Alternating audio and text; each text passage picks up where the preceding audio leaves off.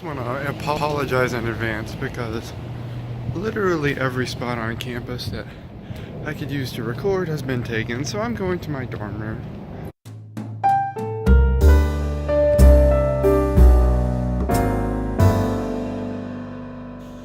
Welcome to the last entry of my blog.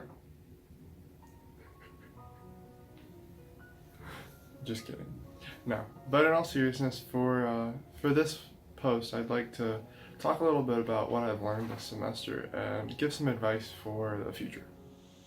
So instead of trying to summarize literally everything I've learned up to this point, I figured it would be better to touch on a couple things that have really made a big impact on me.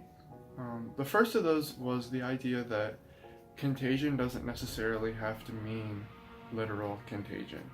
And the reason that's been significant is because I think a lot of times we blindly follow trends or other people's opinions just because they tend to be the most popular thing. And that can be kind of analogous to a contagion.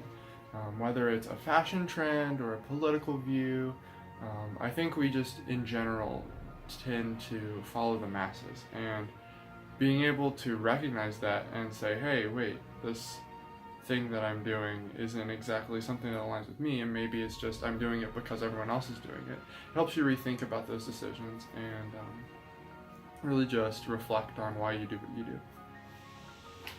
The other real takeaway that I've had from this class is that really it's the responsibility of everyone to contribute to the community in a way that's preventative. So what I mean is, we've studied contagion, right? And that could be anything from, like in Camus' The Plague, where the entire town is ravaged and people are dying every day.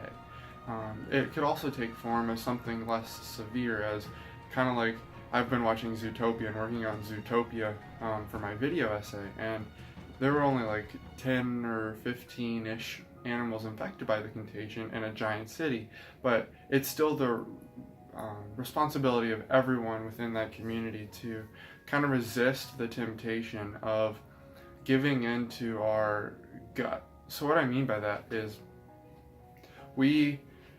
whenever we're faced with crises, tend to revert and leave the noble ways of ourselves. So instead of, if there's a fire in a building, instead of running in and trying to save someone, we're going to book it, because the last thing we want to happen is for ourselves to be harmed. And what I've learned is that what ends up happening in those situations is the harm that you think you're preventing ends up being amplified by the fact that you didn't help prevent the problem in the first place, by helping the other people who were struggling with the problem maybe before you were.